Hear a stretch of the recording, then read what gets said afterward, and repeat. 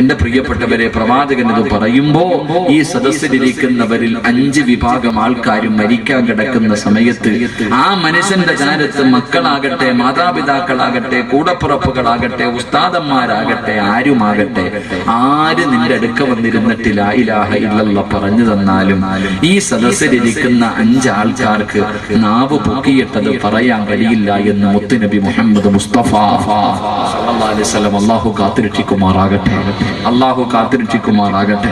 ഈ സദസ്സിലിരിക്കുന്ന 5 വിഭാഗം ആൾക്കാർക്ക് മരിക്കണ സമയത്തിന് ആര് പറഞ്ഞു കൊടുത്താൽ എന്താ? ഇനി ആര് പറഞ്ഞു കൊടുത്താലും ഓനത് പറയാൻ നാവ് പൊങ്ങൂല. അള്ളാഹു നമ്മൾ ആ കൂട്ടത്തിനെ തൊട്ട് കാക്കുമാറാകട്ടെ, അള്ളാഹു ആ വിഭാഗത്തെ തൊട്ട് കാക്കുമാറാകട്ടെ.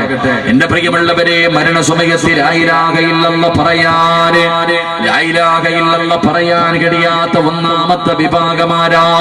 ഈ പറയുന്ന വിഭാഗത്തിൽ നിന്റെ പേരുണ്ടെങ്കിൽ നന്നായിക്കോടാ ചെറുപ്പക്കാരാ, വാപ്പാ നന്നായിക്കോ. ഈ പറയുന്ന 5 വിഭാഗത്തിലെങ്ങാണ് നീയുണ്ടെങ്കിൽ ഇന്നത്തെ രാത്രി നിന്റെ രാത്രിയാണ്. ഈ വാതിൽ നിന്ന് പിരിയുന്നതിന് മുമ്പ് കരഞ്ഞ് തൗബ ചെയ്തിട്ട് വേണം പിരിയാ. ഇല്ലെങ്കിൽ മരണസമയം നിനക്ക് ലാ ഇലാഹ ഇല്ലല്ലാഹ് പറയാൻ കഴിയില്ല. ഒന്നാമതായിട്ട് അല്ലാഹുവിന്റെ പ്രവാചകൻ അവിടെന്ന് പറയുകയാണ്, നമ്മൾ വിചാരിച്ചിരിക്കുന്നത് കള്ളു കുടിക്കുന്നവനും വ്യഭിചരിക്കുന്നവനും ശിർക്ക് ചെയ്യുന്നവനും പാപികൾക്കുമാണ് ലാ ഇലാഹ ഇല്ലല്ലാഹ് പറയാൻ കഴിയാത്തതെന്ന് കരുതുന്ന മനുഷ്യ, മരണസമയത്തിൽ ലാ ഇലാഹ ഇല്ലല്ലാഹ് പറഞ്ഞു കൊടുക്കുമ്പോ അതാ നല്ലതുപോലെ കേൾക്കുന്നുണ്ട്, പറയണമെന്ന് ആഗ്രഹവുമുണ്ട്. പക്ഷേ നാവ് ചലിക്കാത്ത ഒന്നാമത്തെ വിഭാഗമാരാ? അല്ലാഹുവിന്റെ പള്ളിയുടെ മിനാരത്തിൽ നിന്ന് 5 നേരം ബാങ്ക് വിളിക്കുമല്ലോ, ഹയ്യ അലൽ സ്വലാഹ്,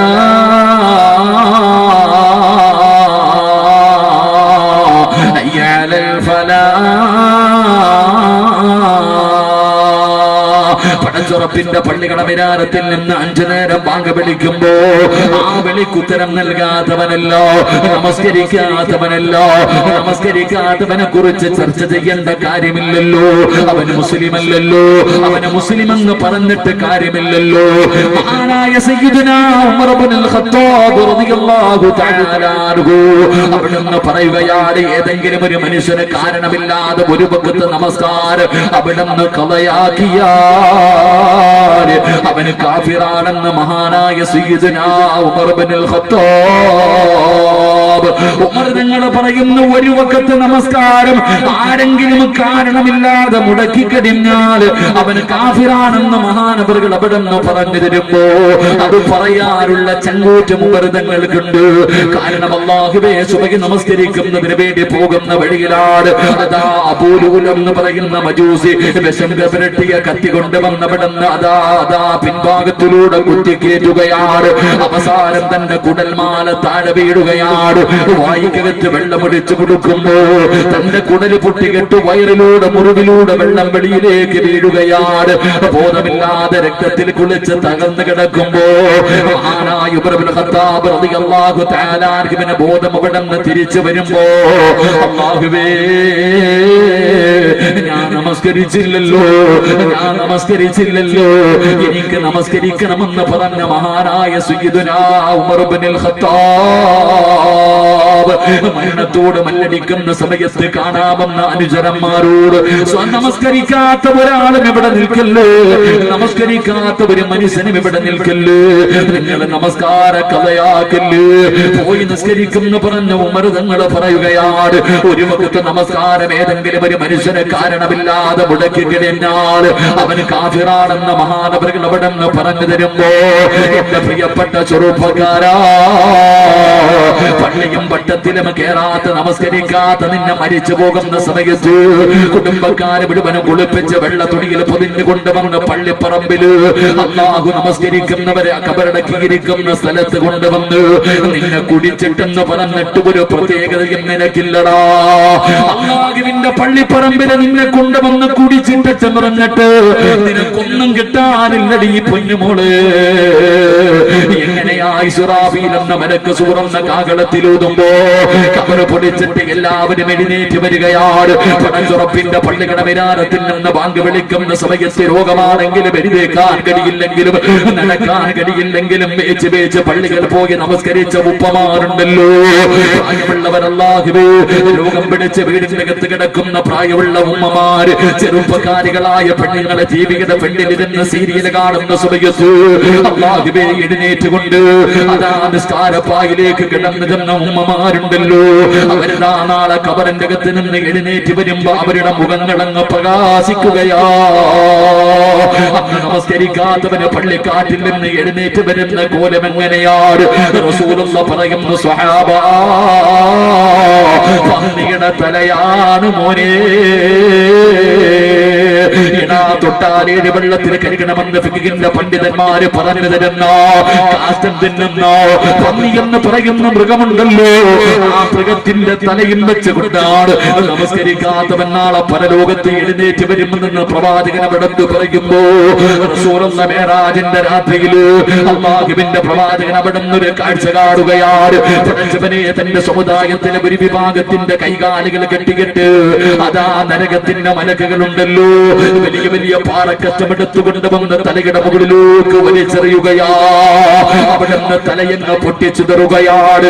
പടച്ചവരെ എന്നിട്ട് താഴെ വീണ കല്ല് രണ്ടാമതും എടുത്തിട്ട് തിരിഞ്ഞു നോക്കുമ്പോ തല പണിക രൂപത്തിൽ ആയിരിക്കുകയാണ്. പിന്നെയും തലയുടെ മുകളിലിടുകയാണ്, പിന്നെയും പാറയെടുക്കുന്നവരുടെ തലയിലിടുകയാണ്.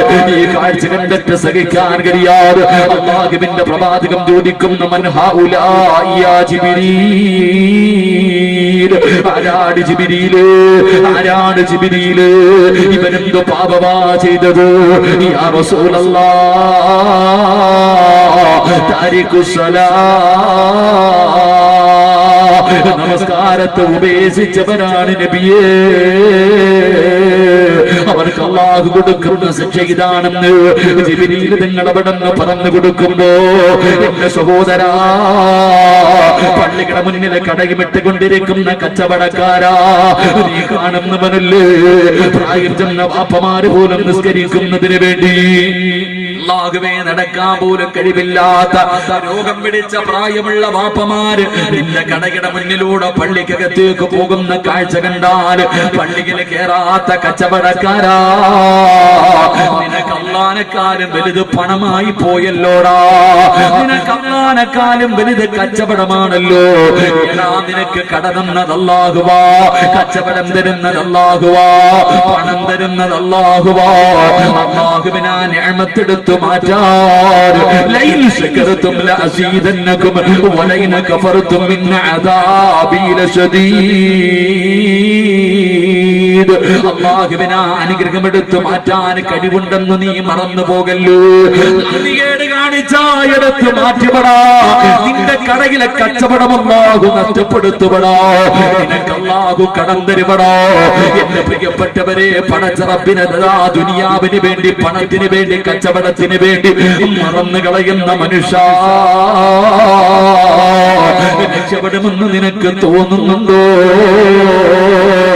മഹാനായ കലീമുല്ലാഹി മൂസാ നബി അലൈഹിസ്സലാം, മൂസാ നബി ഇങ്ങനെ നടന്നു പോകുമ്പോ ഒരു മനുഷ്യൻ തന്റെ ഇരു കരങ്ങളും ഉയർത്തിപ്പിടിച്ചിട്ട് പടച്ചുറപ്പിന്റെ മുന്നിൽ പൊട്ടിക്കരഞ്ഞ് ദുആ ചെയ്യുകയാ.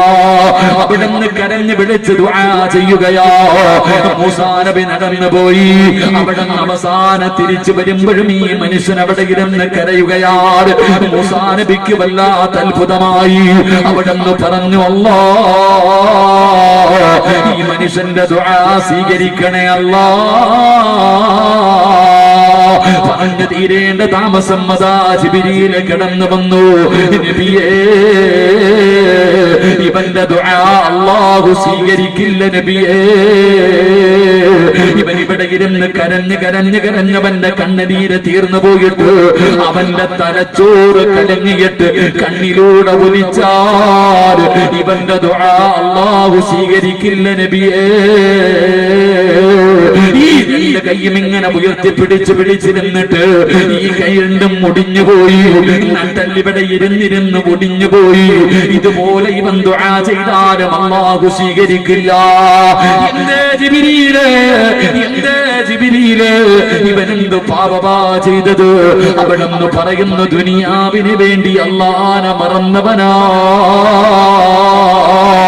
അതുകൊണ്ട് നമസ്കാരം ഉപേക്ഷിച്ചുകൊണ്ട് കച്ചവടം നടത്തുന്നവന് നീ രക്ഷപ്പെടൂല്ലടാ. അതിനെ വെറുതെ വിടുമെന്ന് നീ കരുതല്ലേ. അതുകൊണ്ട് പ്രവാചകൻ അവിടുന്ന് പറയുന്ന മരണസമയത്തിൽ ലാ ഇലാഹ ഇല്ലല്ലാഹ് പറഞ്ഞു കൊടുക്കുമ്പോ പറയാൻ കഴിയാത്ത ഒന്നാമത്തെ വിഭാഗം നമസ്കരിക്കാത്തവനല്ല, നമസ്കരിക്കുന്നവനാണ്. പള്ളിയിലെ ഇമാമ എല്ലാ ദിവസവും മഗ്രിബിന് ഓതുന്ന ഒരു സൂറത്തുണ്ട്, ബിസ്മില്ലാഹിർ റഹ്മാനിർ റഹീം.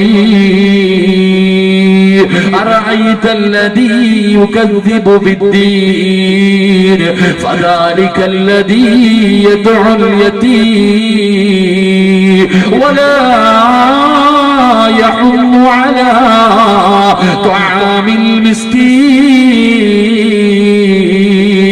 فويل للمصلين. അല്ലാഹുവിന്റെ വിശുദ്ധമായ ഖുർആൻ അവിടെന്ന് പറയുന്നു, വൈലെന്ന് പറയുന്ന നരകം കള്ളുകുടികനും പെണ്ണുപിടികനും പലിശ തിന്നുന്നവനും കാഫിറിനുമല്ല. അല്ലാഹുവിന്റെ അദാബ് കൊണ്ട് നിറച്ച നരകത്തില് വൈലെന്ന് പറയുന്ന നരകം ആർക്കുള്ളതാണെന്നറിയുമോ? അല്ലാഹുവേ, ഫവൈലുൽ ലിൽ മുസല്ലീൻ. നമസ്കരിക്കുന്നവനാ. എങ്ങനെ നമസ്കരിക്കുന്നവനെന്നറിയുമോ? അല്ലദീന ഹും അൻ സ്വലാത്തിഹിം സാഹൂൻ. അശ്രദ്ധമായി നിസ്കരിക്കുന്നവര്, അലസതയോടുകൂടി നിസ്കരിക്കുന്നവര്, എന്റെ പ്രിയമുള്ളവരെ, ഇന്ന് പടച്ചറപ്പിന്റെ പള്ളിക്കകത്ത് നമസ്കാരം നടക്കുമ്പോ എന്നെ ചെറുപ്പക്കാരുടെ നമസ്കാരം കണ്ട കളിയാണല്ലോ, തമാശയാണല്ലോ, കോമാളിത്തരമാണല്ലോ. അല്ലാഹുവിന്റെ മുന്നിൽ നിന്നിട്ട് പടച്ചറപ്പിനെ കളിയാക്കുന്ന നമസ്കാരമോ? എന്റെ പ്രിയപ്പെട്ട ചെറുപ്പക്കാരാ, മഹാനായ നബി മുഹമ്മദ് മുസ്തഫ സല്ലല്ലാഹു അലൈഹി വസല്ലമ തങ്ങൾ 1400 വർഷങ്ങൾക്ക് മുമ്പ് ലോകത്തിന്റെ നേതാവ് തന്റെ പള്ളിക്കകത്തിരിക്കുമ്പോ ഒരു ചെറുപ്പക്കാരൻ നിന്ന് നമസ്കരിക്കുകയാ.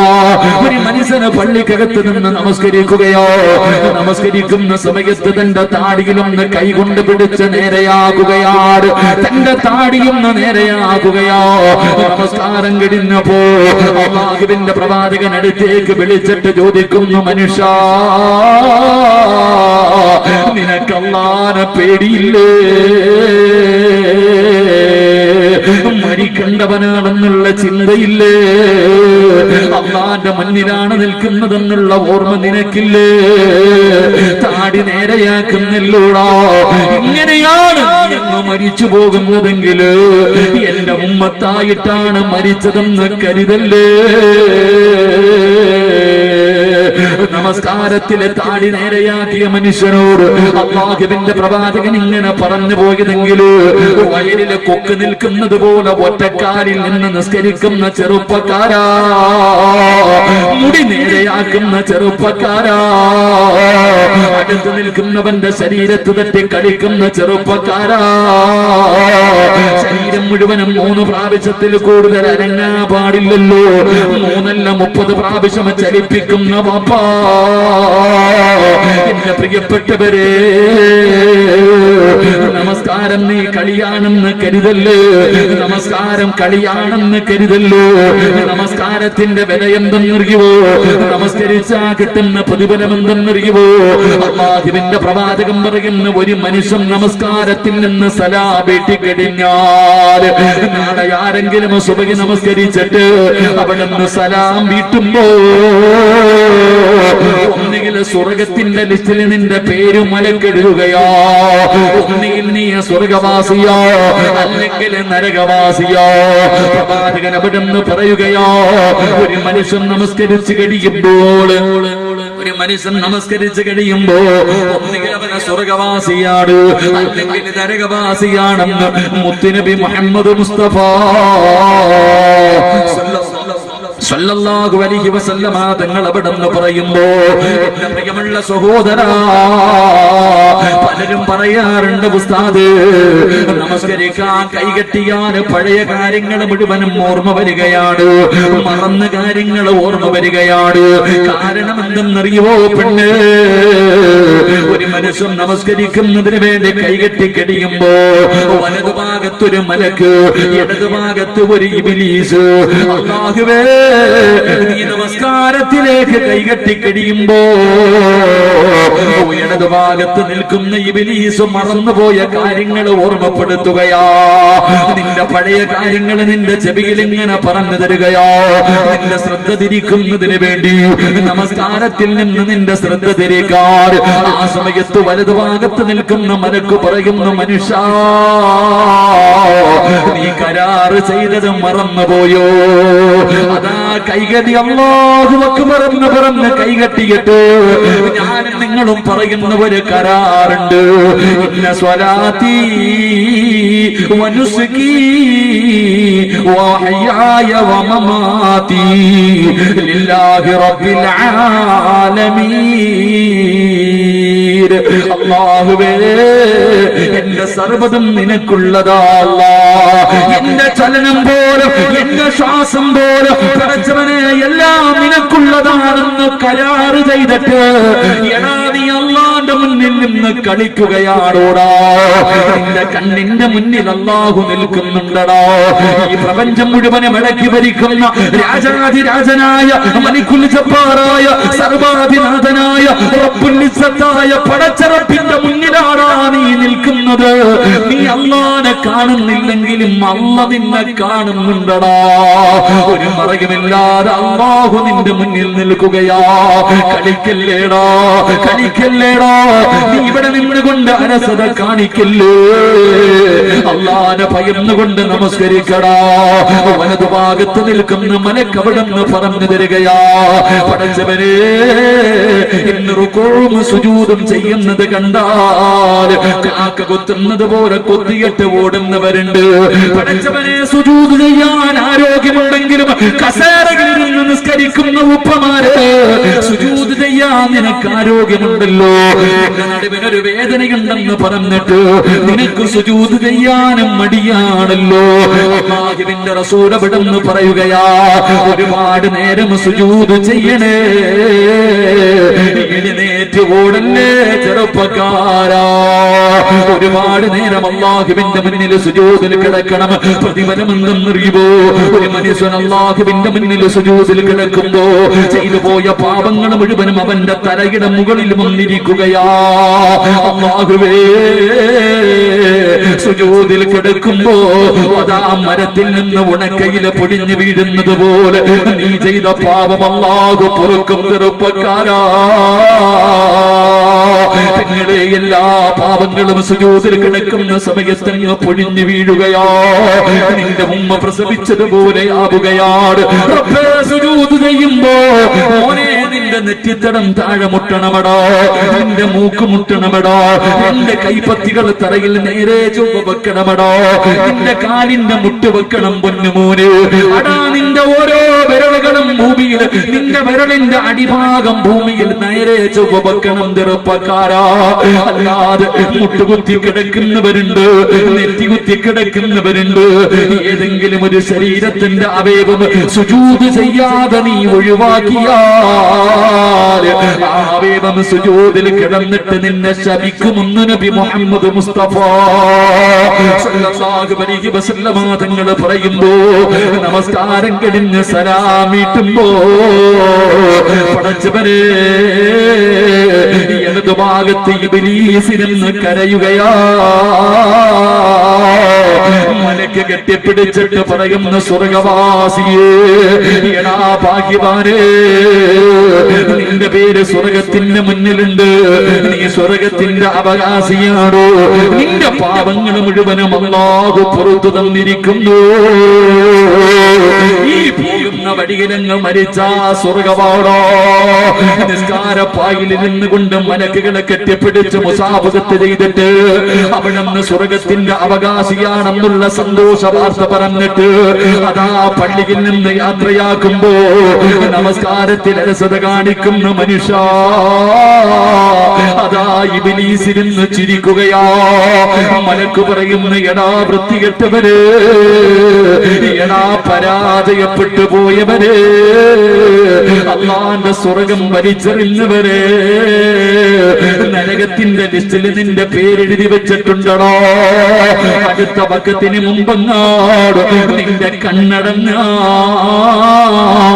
നരകത്തിലാടാ പൊന്നുമോനെ എന്ന് പറയുമെന്ന് പ്രവാചകൻ അവിടുന്ന് പറഞ്ഞു തരുമ്പോ, എന്റെ പ്രിയമുള്ളവരെ, എങ്ങനെ നിസ്കരിച്ചാലാ സ്വർഗം കിട്ടുന്നതെന്നറിയുമോ? ഉമ്മ പ്രസവിച്ചതുപോലെ ഒരൊറ്റ വക്കത്ത് നമസ്കാരം കഴിയുമ്പോ ഒരു പാപവും ചെയ്യാത്ത മനുഷ്യനാകണമെങ്കിൽ എങ്ങനെ നിസ്കരിക്കണമെന്നറിയുമോ? നമ്മളെ പോലെയല്ല, നമ്മൾ കാണിക്കുന്ന കോമാളിത്തരമല്ല. എങ്ങനെ നമസ്കരിക്കണമെന്നറിയുമോ? മഹാനായ എന്റെ പ്രിയപ്പെട്ടവരെ, മഹാന്മാര് നമസ്കരിച്ചതുപോലെ, മഹാന്മാര് നിസ്കരിച്ചതുപോലെ മഹാനായ ഉർവ റളിയല്ലാഹു തആല അൻഹു അവിടുത്തെ കാലിന്റെ വിരല് പഴുക്കുകയാണ്. വൈദ്യന്മാര് പറഞ്ഞു, തങ്ങള് ഈ വിരല് മുറിച്ച് മാറ്റണം, ഇല്ലെങ്കിൽ പഴുപ്പ് മുകളിലേക്ക് കയറാൻ സാധ്യതയുണ്ട്. ഉർവതങ്ങള് സമ്മതിച്ചില്ല. കാൽപ്പത്തി മുഴുവനും പഴുപ്പ് പടരുകയാണ്. അവര് പറഞ്ഞു, ഇനിയെങ്കിലും മുറിച്ച് മാറ്റൂ, ഇല്ലെങ്കിൽ മുകളിലേക്ക് കയറാൻ സാധ്യതയുണ്ട്. ഉർവതങ്ങള് സമ്മതിച്ചില്ല. അവസാന കാലിന്റെ പഴുപ്പ് മുകളിലേക്ക് കയറുകയാണ്.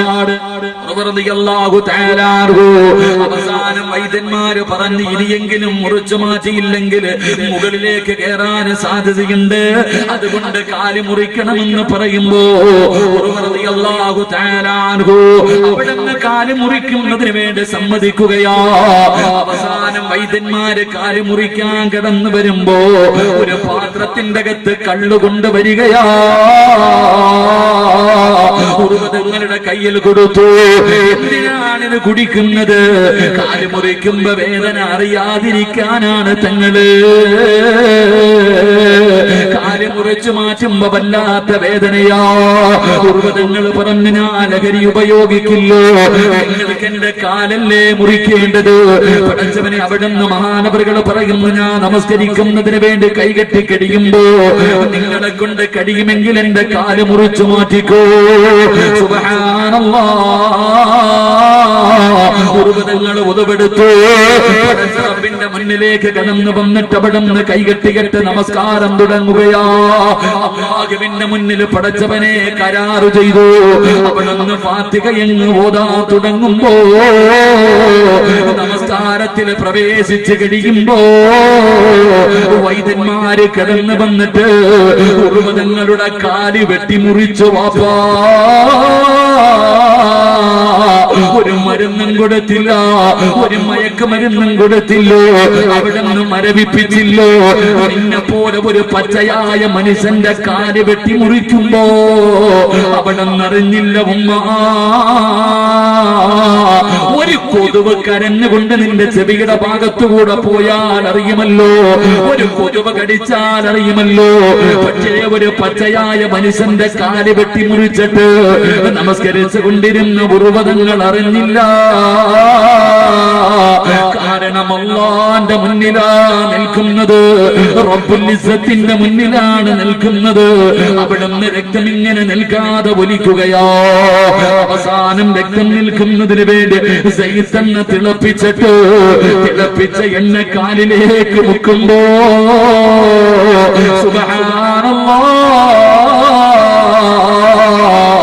ഉർവതങ്ങളുടെ ബോധം കെട്ട് താഴെ വീഴുകയോ, അവിടുന്ന് പിടഞ്ഞങ്ങ് താഴെ വീഴുകയോ. പടച്ചവരെ, വൈദ്യന്മാര് വല്ലാത്ത പ്രയാസത്തിലായി. ആരാ പറയുക? കാലെ കുറിച്ചു മാറ്റിയ കാര്യം ആരാ പറയുകയോ? എല്ലാവരും വിഷമിച്ച് നിൽക്കുമ്പോ അല്ലാഹു കൊടുത്ത മറ്റൊരു പരീക്ഷണം എന്തെന്നറിയുമോ? തന്റെ മക്കളിൽ ഏറ്റവും ചെറിയ മകനുണ്ടല്ലോ, കുതിരയുടെ ചവിട്ടുകൊണ്ട് മരണപ്പെടുകയാ. എന്റെ ഏറ്റവും ചെറിയ മകനങ്ങ് മരിച്ചുപോയി. രണ്ട് വേദനയായി. എല്ലാവരും കൂടി നിൽക്കുകയാണ്.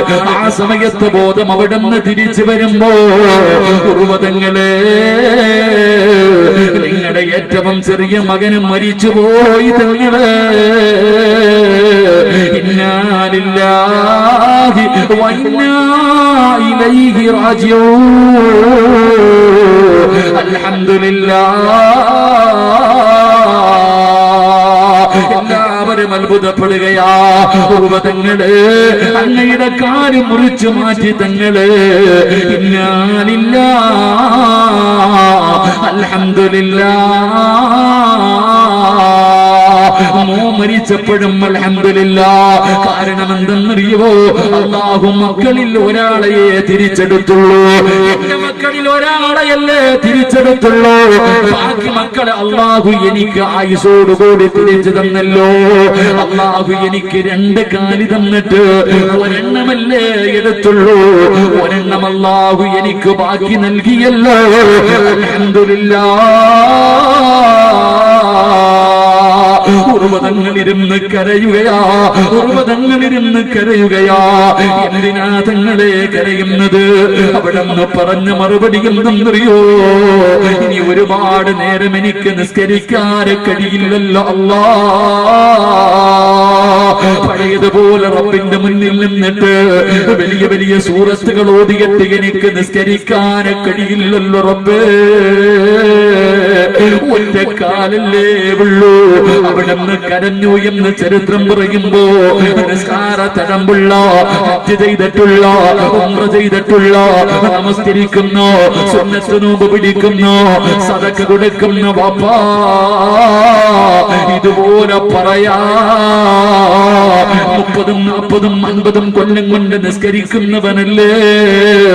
ഓർമ്മ വെച്ച കാലം മുതൽ നിസ്കരിക്കുന്ന പെങ്ങള് പറയാനൊരു വക്കത്തുണ്ടോടി പൊന്നുമോള്? നിനക്ക് പറയാൻ അല്ലാഹു സ്വീകരിച്ചെന്ന് പറയാ. നിന്റെ ജീവിതത്തിലെ ഒരു വക്കത്ത് നിസ്കാരമുണ്ടോ പെണ്ണേ? അതുകൊണ്ട് പൊന്നുമോനെ, മരിക്കുന്ന സമയത്തിൽ ലാ ഇലാഹ ഇല്ലല്ലാഹ് എന്ന് പറയാൻ കഴിയാത്ത ഒന്നാമത്തെ വിഭാഗം അല്ലദീനഹും അൻ സ്വലാത്തിഹിം സാഹൂൻ. അശ്രദ്ധമായി നിസ്കരിക്കുന്നവരാണെന്ന് മുത്തുനബി മുഹമ്മദ് മുസ്തഫ. നബി മുഹമ്മദ് മുസ്തഫ ഒരു പച്ചയായ മനുഷ്യനെ ജീവനോടെ നിർത്തിയിട്ട് ഒരു കാലി വെട്ടി മുറിക്കുമ്പോ അറിയാതിരിക്കണമെങ്കിൽ പാപ്പ അതെന്ത് നിസ്കാരം? നീ പറ. നമ്മളൊരു കൊതുക് ഇങ്ങനെ കരഞ്ഞുകൊണ്ട് പോയാൽ, ഒരു കൊതുക് കടിച്ച നമ്മളറിയും. ഒരു മനുഷ്യന്റെ കാല് വെട്ടി മുറിച്ചിട്ട് അറിഞ്ഞില്ലെങ്കിൽ അതിനാ വാപ്പ നിസ്കാരം എന്ന് പറയുന്നത്. നിന്റെ ജീവിതത്തിൽ ഉണ്ടോ ഇങ്ങനെ ഒരു വക്കത്ത്? പറ. നമ്മുടെ ആരുടെയെങ്കിലും ജീവിതത്തിൽ പറയാൻ അങ്ങനെ ഒരു വക്കത്ത് ഈ 30 അല്ലെങ്കിൽ 40 കൊല്ലത്തിന്റെ ഇടയിൽ ഉണ്ടോ എന്ന് ചിന്തിക്കുക. അല്ലാഹു ഈമാൻ നൽകി അനുഗ്രഹിക്കുമാറാകട്ടെ. അങ്ങനെ ഒരു വക്കത്ത് നിസ്കാരം കഴിയുമ്പോ നിന്നെ മലക്ക് കെട്ടിപ്പിടിച്ചിട്ട് പറയും, നിന്റെ ഉമ്മ പെറ്റതുപോലെ ആയടാ, ഒരു പാവം ഇന്നില്ല, മരിച്ച സ്വർഗത്തിന്റെ മുന്നിൽ നിന്റെ പേരുണ്ട്. അള്ളാഹു ജീവിതത്തിൽ ഒരിക്കലെങ്കിലും അങ്ങനെ നിസ്കരിക്കാൻ ഭാഗ്യം തരുമാറാകട്ടെ. അള്ളാഹു ഭാഗ്യം നൽകുമാറാകട്ടെ. അല്ലാതെ പോയി കിടന്നിട്ട് കാണിക്കണ കോമാളിത്തരം കണ്ട, എടാ പള്ളി പോയില്ലെങ്കിൽ ഒരു പാവം വെച്ചിട്ടുള്ളൂ. നീ നിസ്കരിക്കാൻ പോയില്ലെങ്കിൽ ഒരു ശിക്ഷ, നിസ്കരിച്ചില്ല എന്നുള്ള ശിക്ഷ. നീ പള്ളി പോയ 2 ശിക്ഷ. ഒന്ന്, അള്ളാനെ കളിയാക്കിയ ശിക്ഷ കൂടെ നിനക്കില്ലേ. സുജൂദിലൊക്കെ ഇങ്ങനെ കുത്തിക്കിടക്ക, ചില ഒറ്റക്കാലി നിസ്കരിക്കും. പൊക്കെന്നല്ലേ ഇപ്പൊ പറയാ, ഒരു വെളുത്ത ജീവി വയലിലൊക്കെ ഇരിക്കുന്നത്. ഒറ്റക്കാലി ഇങ്ങനെ മുടി ജീകല്. ഫോൺ അടിച്ചാൽ സൈലന്റ് ആക്കത്തില്ല. ഫോൺ അടിക്കാൻ സൈലന്റ് ആക്കിയാൽ മതി. അങ്ങനല്ല, എടുത്തു നോക്കും, ആരെ വിളിക്കണം, ജബ്ബാറെ വിളിക്കണം, അവളെന്നെ സൈലന്റ് ആക്കി. നിസ്കാരത്തിൽ പിന്നെ വാപ്പമായിരിക്കും. അല്ലാഹു അഅലം. 1 ലക്ഷം രൂപ തറയിട്ടിട്ട് കുനിഞ്ഞെടുക്കാൻ പറഞ്ഞ വാപ്പ ചാടി വീഴും. എന്നാ പള്ളിയിൽ പോയിട്ട് സുജൂദ് ചെയ്യാൻ പറഞ്ഞു, കസേര അല്ലേ? ആരാ കസേരയിൽ നിസ്കരിക്കണം? എങ്ങനെയാ നിസ്കരിക്കണം? എടാ നിന്ന് നിസ്കരിക്കാൻ പറ്റിയില്ലെങ്കിൽ ഇരുന്ന് നിസ്കരിക്കണം. വാപ്പ വിചാരിച്ചിരിക്കുന്നത് കസേരയിൽ ഇരുന്ന് നിസ്കരിക്കണമെന്നാ. നിന്ന് നിസ്കരിക്കാൻ പറ്റാത്തവൻ ഇരുന്ന് നിസ്കരിക്കണമെന്ന് പറഞ്ഞാൽ വാപ്പ ചിന്തിക്കുന്നത് കസേരയിൽ. ആരാ പറഞ്ഞ കസേരയിലാന്ന്? വാപ്പ കസേരയിലല്ല, തറയിൽ നിസ്കരിക്കണമെന്നാ പറഞ്ഞു. നിന്നെ കൊണ്ട് പറ്റുമെങ്കിൽ നീ തറയിൽ നിസ്കരിക്കുക. ആ നിസ്കരിക്കുമ്പോ നിന്റെ കാലിക്ക് ഇവരുടെ നേരെ ഞെട്ടിയാൽ നിനക്കെന്താ കുഴപ്പമില്ലല്ലോ. നിന്നെ കൊണ്ട് തറകിലിരുന്നിട്ട് കിബിലയ്ക്ക് നേരെ ഇരിക്കണമെന്നുള്ളൂ. നിനക്ക് കാല് ആണ് എല്ലാവരും ഇരിക്കുന്നവരെ വെക്കാൻ പറ്റുന്ന, നീ കിബിലയ്ക്ക് നേരെ കാല് നീട്ടി പോയി. എങ്കിലും നിനക്ക് സുജൂദ് ചെയ്യാൻ കഴിയുമല്ലോ. തറകിൽ അള്ളാഹിന്റെ മുന്നിൽ നിന്റെ നെറ്റിത്തടം വെക്കാൻ കഴിയല്ലോ. നീ കസേരയുടെ മുകളിൽ ഇരുന്നിട്ട് എങ്ങനെ, കസേരയുടെ മുന്നിൽ ഇരുന്നിട്ട് നിനക്ക് എങ്ങനെ സുജൂദ് ചെയ്യാൻ? അള്ളാഹു നമുക്ക് ഈമാൻ നൽകി അനുഗ്രഹിക്കുമാറാകട്ടെ. പള്ളിയിൽ ഇങ്ങനെ നിരത്തിയിട്ടിരിക്കുക കസേര, കല്യാണ വീട്ടിൽ ഇട്ടിരിക്കണ പോലെ. ഏത് പള്ളിയിൽ പോയാലും കസേര, അസുഖമുള്ളവനും ഇല്ലാത്തവനും കയറിയിരുന്ന് നിസ്കരിക്കുന്ന കാലം അള്ളാഹു നമുക്ക് ഈമാൻ നൽകി അനുഗ്രഹിക്കുമാറാകട്ടെ. അതുകൊണ്ട് എന്റെ പ്രിയമുള്ള സഹോദരങ്ങളെ, ആഖിബത്ത് മോശമാകുന്ന ഒന്നാമത്തെ വിഭാഗം നമസ്കാരത്തിൽ അലസത കാണിക്കുന്നവരാ. അള്ളാഹു 5 നേരം കൃത്യമായി നിസ്കരിക്കാൻ അള്ളാഹു എനിക്ക് നിങ്ങൾക്കും ഭാഗ്യം നൽകുമാറാകട്ടെ.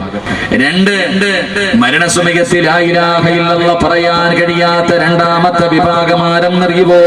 ചിരിക്കണ്ട, ഞാനും നിങ്ങളും നിസാരമായി തള്ളിക്കളയുന്നവരാണ്. അല്ലാഹുവിന്റെ റസൂൽ എവിടെന്ന് പറയുന്ന മരണസമയത്ത് ആര് ലാ ഇലാഹ ഇല്ലല്ലാഹ് പറഞ്ഞു കൊടുത്താൽ അല്ലാഹു തന്ന നാവ് കൊണ്ടത് ഉയർത്തിയിട്ട് പറയാൻ കഴിയാത്ത രണ്ടാമത്തെ വിഭാഗമാരാ. അല്ലാഹുവിന്റെ പള്ളിയുടെ മിനാരത്തിൽ നിന്ന് ബാങ്ക് വിളിക്കുമല്ലോ, 5 നേരം മുഅദ്ദിൻ വിളിക്കുന്ന വിളി കേൾക്കുന്നവരാണ്. അല്ലാഹു അക്ബർ, അല്ലാഹു അക്ബർ, അഷ്ഹദു അൻ ലാ ഇലാഹ ഇല്ലല്ലാഹ്, അഷ്ഹദു അന്ന മുഹമ്മദുർ റസൂലുള്ളാഹ്, ഹയ്യ അലസ്സലാഹ്, ഹയ്യ അലൽ ഫലാഹ്, അസ്സലാത്തു ഖൈറും മിനൻ നൗം. അല്ലാഹുവിന്റെ പള്ളിയുടെ മിനാരത്തിൽ നിന്ന് 5 നേരം ബാങ്ക് വിളിക്കുന്ന ശബ്ദം കേൾക്കുന്നവരാ. ആ ബാങ്ക് വിളിക്കുന്ന സമയത്ത് ആ ബാങ്കിന്റെ ജവാബല്ലാതെ എന്തെങ്കിലും നിന്റെ നാവ് കൊണ്ട് പറഞ്ഞാ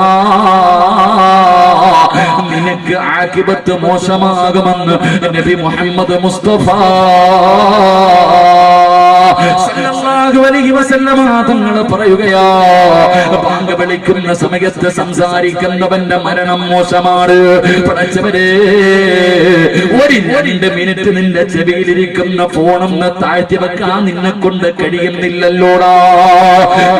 പടച്ചവരെ, പള്ളിയിൽ നിന്ന് ബാങ്ക് വിളിക്കുമ്പോ പള്ളിക്കകത്തിരുന്ന് സംസാരിക്കുന്നവരുണ്ട്, അവതക്കരയിലിരുന്ന് സംസാരിക്കുന്നവരുണ്ട്, ജമാഅത്ത് കമ്മിറ്റി ഓഫീസിന്റെ അകത്ത് പള്ളിക്കകത്തിരുന്നിട്ട് സംസാരിക്കുന്നവരുണ്ട്.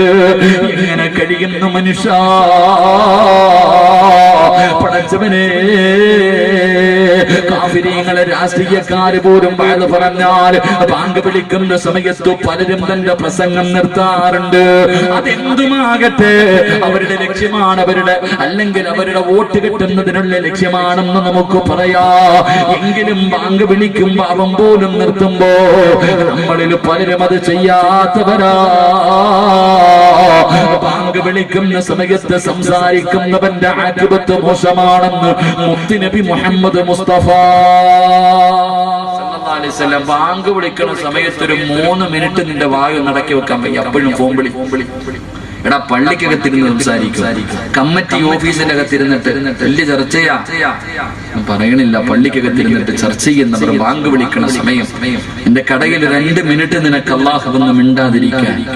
എന്റെ പ്രിയപ്പെട്ട സഹോദരങ്ങളെ, ബാങ്ക് വിളിക്കുന്ന സമയത്ത് സംസാരിക്കുന്നവന്റെ ആഖിബത്ത് മോശമാണ്. അല്ലാഹു കാത്തുരക്ഷിക്കുമാറാകട്ടെ. ഉറക്കപ്പറ, അല്ലാഹു കാത്തുരക്ഷിക്കുമാറാകട്ടെ. മഹാനായ സയ്യിദുനാ അലി ഇബ്നു അബീ ത്വാലിബ് റളിയല്ലാഹു തആല അൻഹു പറയുന്നുണ്ട്, 6 സമയങ്ങളിൽ ആരെങ്കിലും സംസാരിച്ചാൽ 30 കൊല്ലം ചെയ്തത് വെറുതെ ആയിപ്പോയി. 6 സമയങ്ങളിൽ ഏതെങ്കിലും ഒരു മനുഷ്യൻ സംസാരിച്ചാൽ 30 കൊല്ലം ചെയ്ത അമല് നഷ്ടപ്പെട്ടു പോകും. അല്ലാഹു കാത്തിരക്ഷിക്കുമാറാകട്ടെ. 30 കൊല്ലം നിസ്കരിച്ചതും ഖുർആൻ ഓതിയതും സദഖ കൊടുക്കുന്നതും എല്ലാം പോയി. 30 കൊല്ലം ചെയ്ത അമല് നഷ്ടപ്പെടുത്തുന്ന ഒന്നാമത്തെ സമയം. 6 സമയങ്ങളിൽ ഒരു സമയം. കൂടുതലൊന്നും ചോദിക്കേണ്ട. കൂട്ടുകാരനെ കാണുമ്പോ അളിയ സുഖമാണോടാ, ഭാര്യ മക്കളൊക്കെ സുഖമായിട്ടിരിക്കുന്നു, കച്ചവടക്കൊണ്ട് ഇത്രയൊക്കെ മതി. എന്റെ പ്രിയപ്പെട്ട സഹോദരങ്ങളെ, ബാങ്ക് വിളിക്കുന്ന സമയത്ത് ആരെങ്കിലും സംസാരിച്ചാൽ അവന്റെ 30 വർഷത്തെ അമല് നഷ്ടപ്പെട്ടു പോകും. അല്ലാഹു നമ്മളെ കാത്തുരക്ഷിക്കുമാറാകട്ടെ.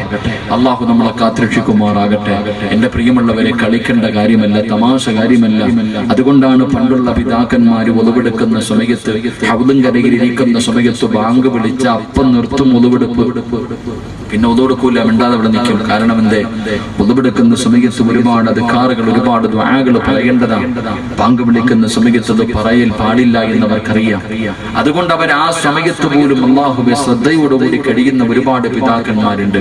എന്നാൽ പുതിയ തലമുറ, എന്റെ പ്രിയപ്പെട്ടവരെ, അതിനൊരു പരിഗണനയുമില്ല. നിന്റെ മരണം മോശമാ, അല്ലാഹു കാത്തിരക്ഷിക്കുമാറാകട്ടെ. നിങ്ങൾ ആരെങ്കിലും മനസ്സറിഞ്ഞുകൊണ്ടൊരു സദഖ കൊടുത്താൽ അല്ലാഹു നിങ്ങൾക്ക് തരുന്ന പ്രതിഫലം സദഖത്തു റദ്ദുൽ ബലാ, വിപത്തുകളെ സദഖ തട്ടിമാറ്റുമെന്ന് നബി മുഹമ്മദ് മുസ്തഫ സല്ലല്ലാഹു അലൈഹി വസല്ലമ തങ്ങൾ പറയുകയാണ്. എന്റെ പ്രിയമുള്ളവരെ, പനി പടരുന്നത് പോലെ ക്യാൻസർ പടരുന്ന കാലമാണ്. മാരക രോഗങ്ങൾ പടർന്ന് പന്തരിച്ചു കൊണ്ടിരിക്കുന്ന ആ സമയമാണ്. ഈ ബക്കറ്റ് നിന്റെ മുന്നിലേക്ക് കടന്നു വരുമ്പോ മനസ്സറിഞ്ഞുകൊണ്ടൊരു സദഖയിട്ടാൽ, നിന്റെ കുടുംബം വെച്ച് ചിലവഴിച്ചാലും അല്ലാഹുവേ മാറാത്ത രോഗം തരാൻ അല്ലാഹു തീരുമാനിച്ചിട്ടുണ്ടെങ്കിൽ ചിലപ്പോൾ ഈ സദഖ കൊണ്ട് അല്ലാഹു മാറ്റിത്തരും മനുഷ്യ. പടച്ചവനെ, പെങ്ങളെ മനസ്സറിഞ്ഞുകൊണ്ടൊരു സദഖയുടെ മോളെ, പടച്ചവനെ, ഇന്നലെ ആൻഡോമാനിലുള്ള എന്റെ പ്രിയപ്പെട്ട ഒരു സുഹൃത്ത് വിളിച്ചിട്ട് കരഞ്ഞുകൊണ്ട് പറയുകയാ, ഉസ്താദേ, എന്റെ സഹോദരിയുണ്ടല്ലോ, അല്ലാഹുവേ 38 വയസ്സേ ഉള്ളൂ, ഒരു രോഗവുമില്ലാത്ത പെങ്ങളാണ്, 4 മക്കളുടെ ഉമ്മയാണ്.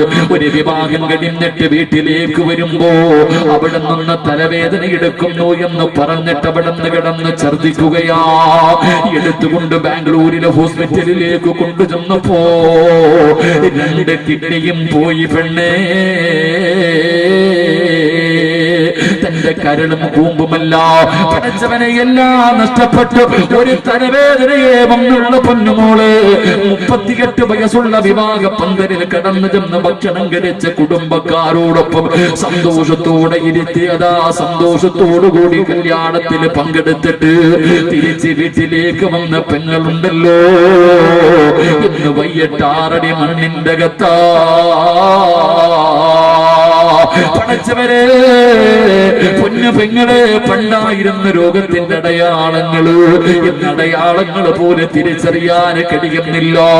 അല്ലാഹുവേ, അല്ലാഹുവേ, നിന്റെ കുടുംബവും നിന്റെ സമ്പാദ്യം മുഴുവനും വെച്ച് ചികിത്സിച്ചാലും മാറാത്ത രോഗമാണ് കിഡ്നി തകരുകയാ. ഇന്ന് 10 രൂപയിട്ടാ തീരുന്ന രോഗമാണ്. മനസ്സറിഞ്ഞുകൊണ്ടൊരു സദഖയിട്ടോ, അല്ലാഹു നിനക്ക് അങ്ങനെ ഒരവസ്ഥ തരില്ല പെണ്ണേ. ചെറുപ്പക്കാരാ, മോനെ, മനസ്സറിഞ്ഞുകൊണ്ട് എന്തെങ്കിലും ഒരു സദഖ കൊടുക്കടാ. തങ്ങൾ പറഞ്ഞില്ലേ, ബസിനകത്ത് തന്റെ മുന്നിലിരുന്ന് സഞ്ചരിച്ച മനുഷ്യനുണ്ടല്ലോ, അല്ലാഹുവേ, 2 പേരുടെ ഇടയിലിരുന്ന മനുഷ്യർ പടച്ചുറപ്പിന്റെ വിധിക്ക് മുന്നിൽ തലതാഴ്ത്തി കെട്ടി യാത്രയായ വാർത്ത കേട്ടവരല്ലേ. എത്രയോ പിഞ്ചു കുഞ്ഞുങ്ങളുടെ മരണ വാർത്ത കേൾക്കുന്നവരല്ലേ. എപ്പോഴെവിടെ വെച്ചാണെന്നറിയില്ല. ഒരു നല്ല മരണം നിനക്ക് വേണ്ടേ? ഒരു നല്ല മരണം നിനക്ക് വേണ്ടേ? മനസ്സറിഞ്ഞുകൊണ്ടൊരു സദഖയെ മനുഷ്യ, അല്ലാഹുവിന്റെ ഭവനത്തിന് വേണ്ടിയല്ലേ, അല്ലാഹുവിനെ ആരാധിക്കുന്ന പടച്ചറപ്പിന് സുജൂദ് ചെയ്യുന്ന റബ്ബിന്റെ വീടിന് വേണ്ടിയല്ലേ. അല്ലാഹുവേ, ആരെല്ലാം മനസ്സറിഞ്ഞുകൊണ്ടൊരു സദഖ കൊടുക്കുന്നു, ഇവരെ കഅബാലയം കാണിക്കാതെ മരിപ്പിക്കല്ല ഹജ്ജും ഉംറയും സിയാറത്തും ചെയ്യാ ഇവർക്ക് തൗഫീഖ് കൊടുക്കണേ അല്ലാഹ്. നിന്റെ പള്ളിയെ ബഹുമാനിച്ചവരാ ഖുയൂഫുർ റഹ്മാനിൽ പെടുത്തണേ അല്ലാഹ്. ഈ സദഖ അതിനൊരു സബബാക്കണേ റബ്ബേ. എന്റെ പ്രിയമുള്ളവരെ, മഹാനായ നബി മുഹമ്മദ് മുസ്തഫ നബി മുഹമ്മദ് മുസ്തഫ സല്ലല്ലാഹു അലൈഹി വസല്ലമ തങ്ങൾ പറഞ്ഞു, 4 കാര്യങ്ങൾ ആരെങ്കിലും തന്റെ ജീവിതത്തിൽ സൂക്ഷിച്ചാൽ മരിക്കുന്ന കാലം വരെ അല്ലാഹു ദാരിദ്ര്യം കൊടുക്കില്ല എന്ന് നബി മുഹമ്മദ് മുസ്തഫ. 4 കാര്യങ്ങൾ ആരെങ്കിലും തന്റെ ജീവിതത്തിൽ സൂക്ഷിച്ചാൽ മരിക്കുന്ന കാലം വരെ അല്ലാഹു ദാരിദ്ര്യം തരില്ല. അല്ലാഹു നമുക്ക് ഈമാൻ നൽകുമാറാകട്ടെ. അല്ലാഹു നമുക്ക് ഈമാൻ നൽകുമാറാകട്ടെ. ഒന്ന് റസൂലുള്ളാഹി സ്വല്ലല്ലാഹു അലൈഹി വസല്ലമ തങ്ങൾ പറഞ്ഞു, സുബഹിക്ക് നേരത്തെ എഴുന്നേറ്റാൽ അവന് മരിക്കണ കാലം വരെ ദാരിദ്ര്യം ഉണ്ടാകില്ല എന്ന് നബി മുഹമ്മദ് മുസ്തഫ. എപ്പോ എഴുന്നേറ്റ? എപ്പോ എഴുന്നേൽക്കാം? ഇവിടെ സുബഹിക്ക് എഴുന്നേക്കണില്ല, പിന്നെ ഇപ്പൊ സുബഹിക്ക് മുമ്പ് 7 മണിക്ക് എഴുന്നേക്കണില്ല അല്ലേ? സുബഹിക്ക് ബാങ്ക് വിളിക്കുന്നതിന് മുമ്പേ എഴുന്നേക്കുക. 1. 2 ബാങ്ക് വിളിക്കുന്നതിന് മുമ്പേ ഉദവെടുക്കുക. 3 ബാങ്ക് വിളിക്കുന്നതിന് മുമ്പേ നിസ്കാരപ്പായിൽ കയറിയിരിക്കുക. അള്ളാഹു ഒരിക്കലും ദാരിദ്ര്യം തരില്ല എന്ന് നബി മുഹമ്മദ് മുസ്തഫ. നബി മുഹമ്മദ് മുസ്തഫ. പറ്റൂലേ? പക്ഷേ ഒരു കാര്യമില്ല, സുബഹിക്ക് ബാങ്ക് വിളിക്കുന്നതിന് മുമ്പ് എഴുന്നേറ്റു ഒന്നുവെടുത്തു, ആണുങ്ങൾ പള്ളിയിൽ പോവാ. ബാങ്ക് വിളിക്കുന്നതിന് മുമ്പ് അസ്സലാത്തു ഖൈറും മിനൻ നൗം എന്ന് വിളിക്കണ കേട്ടിട്ടുണ്ടോ? 27-ാം രാവിനെ കേട്ടത് അവസ്ഥ പിന്നെ ഇതുവരെ കേട്ടിട്ടില്ല. അസ്സലാത്തു ഖൈറും മിനൻ നൗം എന്ന പള്ളിയിൽ നിന്ന് ആദ്യം വിളിക്കുമ്പോൾ അതിന്റെ ജവാബ് പറയാൻ ഭാഗ്യം കിട്ടിയിട്ടുണ്ടോ? സദഖത്താവ ബനിർത്ത എന്ന് പറയാൻ പറ്റിയിട്ടുണ്ടോ? എങ്ങനെ വെക്കാനാ അല്ലേ? ബാങ്കൊക്കെ വിളിച്ച് കാമത്ത് കൊടുക്കാൻ 5 മിനിറ്റ് ഉള്ളപ്പോ ചാടി എഴുതേക്ക് നമ്മളൊക്കെ. എന്റെ പ്രിയപ്പെട്ട സഹോദരങ്ങളെ, ബാങ്ക് വിളിക്കുന്നതിന് മുമ്പ് എഴുന്നേറ്റു, ബാങ്ക് വിളിക്കുന്നതിന് മുമ്പ് ഒതുവെടുത്തു, ബാങ്ക് വിളിക്കുന്നതിന് മുമ്പ് എന്ത് ചെയ്യണം? ആണുങ്ങൾ പള്ളിക്കകത്ത് പോയിരിക്കണം. അള്ളാഹു ഭാഗ്യം തരുമാറാകട്ടെ. നിങ്ങൾ പോകണമെന്ന് വാശി പിടിക്കരുത്. നിങ്ങൾക്കിങ്ങ് പള്ളിയിൽ പോകണമെന്ന് പറഞ്ഞ് വാശി പിടിച്ചേക്കരുത്. നിന്റെ മയ്യത്ത് മാത്രമേ കൊണ്ടുപോകത്തുള്ളൂ പള്ളിയിലേക്ക് കേട്ടോ. അങ്ങനെ നിങ്ങൾ വീട്ടിൽ നിസ്കാരപ്പായി കയറിയാൽ മതി. അള്ളാഹു ഭാഗ്യം തരുമാറാകട്ടെ. 4മതൊരു കാര്യമുണ്ട്, അതെല്ലാവർക്കും പെട്ടെന്ന് പറ്റുന്ന കാര്യമല്ല. 4മത്തെ കാര്യം, വിത്ര നമസ്കാരം കഴിഞ്ഞാൽ പിന്നെ ഇറച്ചി തിന്നാൻ നിൽക്കരുത് എന്ന് പറഞ്ഞാൽ, വിത്ര നിസ്കാരം കഴിഞ്ഞാൽ ആവശ്യമില്ലാത്ത കാര്യങ്ങൾ ചർച്ച ചെയ്യാൻ പാടില്ല എന്ന് മുത്തുനബി മുഹമ്മദ് മുസ്തഫ. അങ്ങനെ ഒരു സ്വഭാവം ഉണ്ടായിരുന്നെങ്കിൽ നമ്മളെ കാരാകുമായിരുന്നു. എടാ, പള്ളി നിസ്കാരം കഴിഞ്ഞ് പള്ളിയൊക്കെ പൂട്ടി മോദിയും പോയി തിന്നും കിടന്ന് ഉറങ്ങിക്കഴിഞ്ഞു. അപ്പോഴും പള്ളിയുടെ മുന്നിൽ നിൽപ്പുണ്ട് ഇറച്ചി തിന്നോണ്ടടാ. ഇമാം അങ്ങനെടാ, സെക്രട്ടറി എങ്ങനെടാ, പ്രസിഡന്റ് എങ്ങനെടാ, പ്രസിഡന്റിന്റെ പെണ്ണുമ്പിള്ള അങ്ങനെടാ. ചർച്ച കടത്തെണ്ണയിലും അവിടെ ഇവിടെ ഒക്കെ നിന്നിട്ട് ചർച്ചകളാ. പെണ്ണുങ്ങൾ പിന്നെ പഠിച്ചനെ ഭക്ഷണമൊക്കെ കഴിച്ച് നേരെ ടവർ കത്തിക്കുക, ഫോണിലൂടെ കാമുകനോട് അല്ലേ, കള്ളക്കാമുകന്മാരോട് വഴുത നടത്തുന്ന കാലം അള്ളാഹു കാത്തുരക്ഷിക്കുമാറാകട്ടെ. എന്റെ പ്രിയപ്പെട്ടവരെ, ആവശ്യമില്ലാത്തത് സംസാരിക്കരുത്. ഉള്ള നേരത്തെ കയറി കിടന്നു പറഞ്ഞ ഉള്ള നേരത്തെ കിടന്നിറങ്ങി അത്രയും പാവം അള്ളാഹു കുറച്ചിരുവല്ലോ. നിനക്ക് അള്ളാഹു ഒരു കാലത്തും ദാരിദ്ര്യം തരില്ല എന്ന് നബി മുഹമ്മദ് മുസ്തഫ. അള്ളാഹു നമുക്കൊക്കെ നല്ല ജീവിതം നൽകി അനുഗ്രഹിക്കുമാറാകട്ടെ. അള്ളാഹു നമ്മുടെയൊക്കെ ഭാര്യമാരെ അള്ളാഹു സാലിഹത്തായ ഭാര്യമാരാക്കി തരുമാറാകട്ടെ. ആമീൻ പറ ചങ്ങാതി, ആമീൻ പറ ചങ്ങാതി. കഴുത്തറുത്തിട്ട് ഓടിക്കളയും പെണ്ണുങ്ങൾ, കഴുത്തറുത്തിട്ട് പൊക്കളയും. നിങ്ങൾ കഴുത്തൊന്നും അറക്കാൻ നിൽക്കില്ല. പോണോന്ന് പറഞ്ഞ പൊക്കളി സന്തോഷം തന്നെ. നിനക്ക് വല്ലവന്റെ കൂടെ ഓടണമെങ്കിൽ ഓടിക്കോ അല്ലേ, പിടിച്ചു നിർത്തോപ്പാ. പോണെങ്കിൽ പോ, എല്ലാം വാരി കെട്ടിയിട്ട് മക്കളെയൊക്കെ വീട്ടിൽ നിർത്തിയിട്ട് സന്തോഷത്തോട്ട് പോ. കൊല്ലാനൊന്നും നിൽക്കണ്ടട്ടാ. പെണ്ണുങ്ങളിപ്പം ബന്ധം ഭർത്താവിനെ കൊല്ലുന്ന കാലങ്ങളാ. അള്ളാഹു ആലം എന്തൊരു ധൈര്യം എന്നറിയോ. എന്നിട്ട് അവസാനം അവിടെ പോയി കിടന്ന് ഉണ്ട് നിന്നെ. അള്ളാഹു ആലം. അള്ളാഹു നമുക്കൊക്കെ നല്ല ജീവിതം നൽകുമാറാകട്ടെ. അള്ളാഹു നമ്മുടെ ഭാര്യമാരെയൊക്കെ സാലിഹത്തായ ഭാര്യമാരാക്കി തരുമാറാകട്ടെ.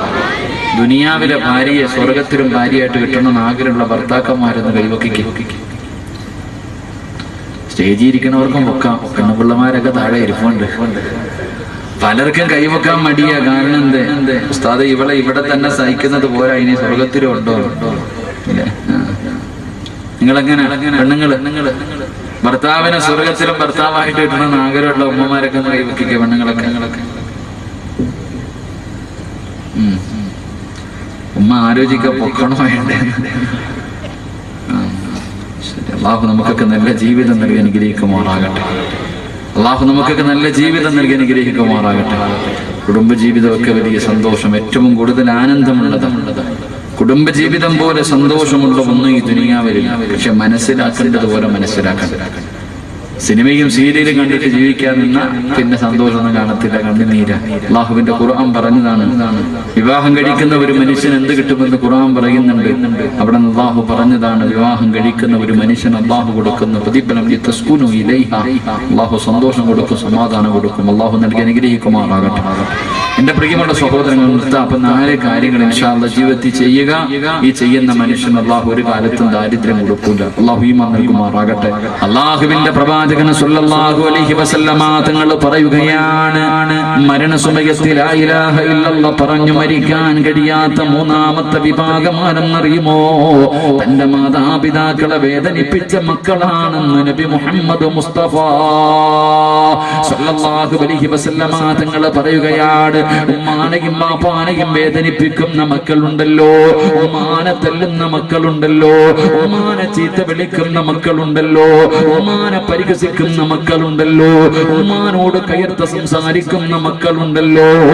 എടാ, നിന്റെ മരണസമയത്ത് ഏതു കൊലകൊമ്പൻ നിന്റെ മുന്നിൽ വന്ന്, അത് ഉസ്താദാകട്ടെ, ആരിമാകട്ടെ, വലിയാകട്ടെ, ആര് നിന്റെ ചാരത്ത് വന്ന് ലാ ഇലാഹ ഇല്ലല്ലാഹ് പറഞ്ഞു തന്നാൽ അത് പറയാൻ നിന്നെ കൊണ്ട് കഴിയില്ല എന്ന് നബി മുഹമ്മദ് മുസ്തഫ സല്ലല്ലാഹു അലൈഹി വസല്ലമ തങ്ങൾ പറയുമ്പോ, അല്ലാഹുവിന്റെ പ്രവാചകന്റെ പ്രിയപ്പെട്ട സ്വഹാബിയാണ് അൽഖമ റളിയല്ലാഹു തആല അൻഹു.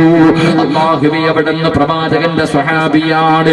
അതാ മരണത്തോട് മല്ലടിക്കുന്ന സമയത്ത് സക്കറാത്തിന്റെ അവസ്ഥയിൽ അൽഖമ റളിയല്ലാഹു തആല അൻഹു കിടക്കുമ്പോ സ്വഹാബികൾ അടുത്ത് ചെന്നിട്ട് പറഞ്ഞു കൊടുത്തു, ലാ ഇലാഹ ഇല്ലല്ലാഹ്. അൽഖമയ്ക്ക് പറയാൻ ആഗ്രഹമുണ്ട്, പക്ഷേ നാവ് പൊങ്ങുന്നില്ല. അവിടുന്ന് ലാ ഇലാഹ ഇല്ലല്ലാഹ് പറയാൻ കഴിയുന്നില്ല.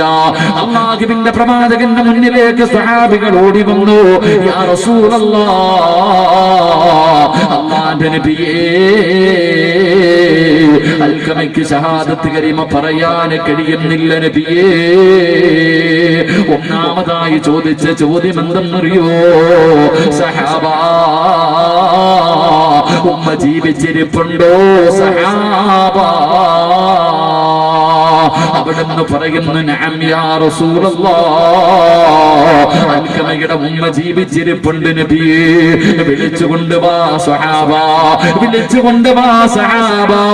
അൽഖമയുടെ ഉമ്മയെ പ്രവാചകന്റെ മുന്നിലേക്ക് കൊണ്ടുവന്നു. അല്ലാഹുവിന്റെ പ്രവാചകൻ അവിടെന്ന് ചോദിച്ചു, നിങ്ങളുടെ പൊന്നുമോനുമായിട്ട് നിങ്ങൾ എങ്ങനെയാണ്? യാ റസൂലല്ലാഹ്, എന്റെ പൊന്നുമോനെ എനിക്ക് വല്ലാത്ത ഇഷ്ടമായിരുന്നു നബിയേ. അവൻ എന്നെയും വല്ലാത്ത ഇഷ്ടമായിരുന്നു. പക്ഷേ അവന് വിവാഹം കഴിച്ചു കഴിഞ്ഞപ്പോ അവൻ എന്നെക്കാളും സ്നേഹം അവന്റെ ഭാര്യയോടാണ്. യാ റസൂലല്ലാഹ്,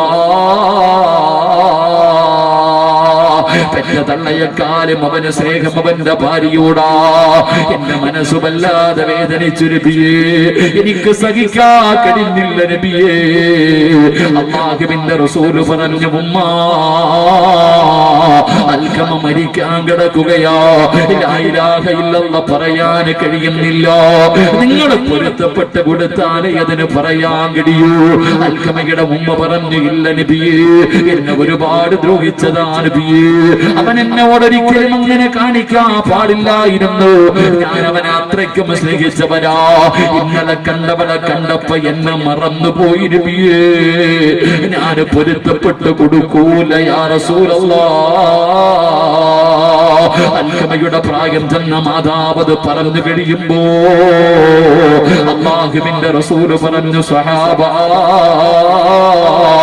ഉമ്മാടെ പൊരുത്തമില്ലാത്തവനെ കത്തിച്ച് കള സഹാബാ.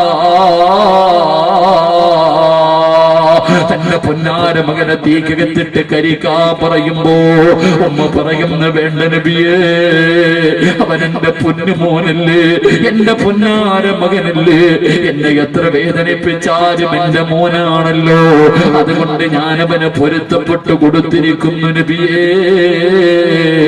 ഉമ്മ പറഞ്ഞു തീരേണ്ട താമസം അൽഖമ വിളിച്ചു പറഞ്ഞു, ലാ ഇലാഹ ഇല്ലല്ലാഹ്.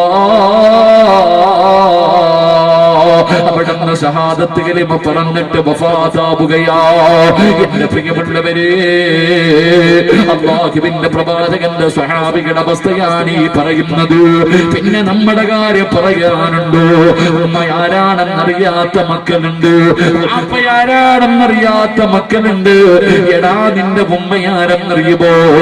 റസൂലുള്ളാഹിന്റെ മുന്നിൽ ഒരു മനുഷ്യൻ വന്നിട്ട് ചോദിക്കുന്നു, നബിയേ, എന്റെ കുടുംബത്തിൽ ഏറ്റവും കൂടുതൽ കടമ ആരോടാ നബിയേ? മോനെ നിന്റെ ഉമ്മയോടാ. പിന്നെ ആരോടാ നബിയേ? നിന്റെ ഉമ്മയോടാ. പിന്നെ ആരോടാ നബിയേ? നിന്റെ ഉമ്മയോടാ. പിന്നെ ആരോടാ നബിയേ? നിന്റെ വാപ്പയോടാ. അല്ലാഹുവിന്റെ പ്രവാചകൻ 3 പ്രാവശ്യം പറഞ്ഞു ഉമ്മ ഉമ്മ ഉമ്മ. കാരണം ഗർഭം ചുമന്നതു 10 മാസം തള്ളയാ. പ്രസവിച്ച വേദന തിന്നതും അവർ തന്നെയാ. പാലൂട്ടി നിന്ന വളർത്തലും അവരാണ്. ഈ 3 കാര്യം ഉപ്പയിൽ ഒഴിവാണ്.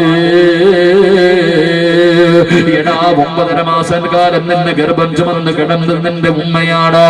നടക്കാൻ കഴിയാതെ കിടക്കാൻ കഴിയാതെ ഭക്ഷണം കഴിക്കാൻ കഴിയാതെ പടച്ചവനെ പ്രയാസപ്പെട്ട് 9.5 മാസക്കാലം ചുമന്നത് ഉമ്മയാണ്, വാപ്പയല്ല. മോനെ മരണവേദനയുടെ വേദനിക്കുന്നത് പ്രസവിച്ചത് വാപ്പയല്ല, ഉമ്മയാണ്. നീ കിടന്ന് കരഞ്ഞപ്പോ രോഗിയാണെങ്കിലും എഴുന്നേക്കാൻ വയ്യെങ്കിലും ഓടി വന്ന് 2 വയസ്സ് പൂർത്തിയാകുന്നത് വരെ പാല് തന്ന് വളർത്തിയത് ഉമ്മയാ. അതുകൊണ്ട് ഉമ്മയുടെ കാഴ്ചപറ്റിലാണ് സ്വർഗം കിടക്കുന്നത്. റസൂലുള്ളാഹി തങ്ങൾ പറഞ്ഞു കൊടുക്കുമ്പോ വാപ്പയ്ക്ക് ബലമില്ല എന്നല്ലോ. സ്നേഹം വെളിയിൽ കാണാതെ നമ്മളെ വല്ലാതെ സ്നേഹിക്കുന്ന നമ്മുടെ വാപ്പയുണ്ടല്ലോ. വാപ്പ സ്വർഗത്തിന്റെ മധ്യ കവാടമാ. അതുകൊണ്ട് എന്റെ പ്രിയമുള്ളവരോട് എനിക്ക് പറയുകയാ, മാതാപിതാക്കളെ വേദനിപ്പിക്കല്ലേ, മാതാപിതാക്കളുടെ പൊരുത്തക്കേട് വാങ്ങിച്ചു വെക്കല്ലേ. എന്റെ പ്രിയപ്പെട്ട യുവത്വേ, എന്റെ പ്രിയപ്പെട്ട ചെറുപ്പക്കാരാ, പഠിച്ചവരെ ഇന്ന് പെൺമക്കൾ കാണിക്കുന്ന പേകൂത്തുകൾ സഹിക്കാൻ കഴിയാത്ത പേകൂത്താ. എങ്ങനെ ധൈര്യം വരുന്നടി? ഫേസ്ബുക്കിൽ കയറിയിട്ട് ലൈവിടാൻ നിനക്ക് എങ്ങനെ ധൈര്യം വരുന്നു? പഠിച്ചവനെ എന്തെല്ലാം വൃത്തികേടുകൾ പറയാൻ നിന്നെ കൊണ്ട് എങ്ങനെ കഴിയുന്നു? ഈ പർദ്ദയും ധരിച്ചുകൊണ്ട് ഹിജാബും ധരിച്ചുകൊണ്ട് എത്രയോ വൃത്തികേടുകൾ പറയാൻ എങ്ങനെ കഴിയുന്നു പെങ്ങള്? മുസ്ലിമല്ലേടി പൊന്നുമോള്, മുസ്ലിമല്ലേടി പൊന്നുമോള്. കണ്ടവന്റെ കൂടെ വിളിച്ചോടുന്ന പെണ്ണുങ്ങളുടെ കാലവാ. അതുകൊണ്ട് എന്റെ പ്രിയപ്പെട്ട വളർന്നു വരുന്ന യുവതലമുറയോട് പറയാനുള്ളത്, ഉമ്മ പറയുന്നതനുസരിക്കടാ പൊന്നുമോനെ. പോകണ്ട എന്ന് പറഞ്ഞാ പിന്നെ നീ പോകരുത്. ഉമ്മ ഒരു സ്ഥലത്തേക്ക് പോകണ്ടെന്ന് പറഞ്ഞാ പിന്നെ പോകരുത്. ഇല്ല ഉമ്മ ഞാൻ പോകുമെന്ന് പറഞ്ഞിട്ട് ഇറങ്ങിപ്പോയാ നിനക്ക് അല്ലാഹു തരുന്ന ശിക്ഷ എന്താ? നിനക്ക് അല്ലാഹു തരുന്ന ശിക്ഷ എന്താ? ഉമ്മാടെ വാക്ക് കേൾക്കാതെ ഇറങ്ങിപ്പോയ ഒരു മകൻ അല്ലാഹു കൊടുത്ത ശിക്ഷ എന്തെന്നറിയുവോ?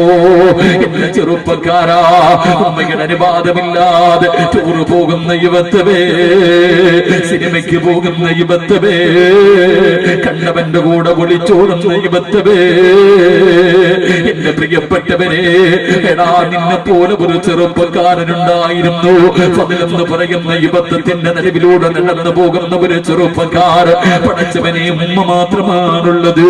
ഉമ്മാനെ വല്ലാത്ത ഇഷ്ടമായിരുന്നു. ഫദ്ലെന്ന് പറയുന്ന ചെറുപ്പക്കാരനോട് തന്റെ കൂട്ടുകാരൊരു ദിവസം പറഞ്ഞു, ഫദ്ലേ, ഞങ്ങളെല്ലാവരും നാളെ ഉംറയ്ക്ക് പോകുകയാ, നീയും കൂടെ ഞങ്ങളുടെ കൂടെ വരുന്നോ ഫദ്ലേ?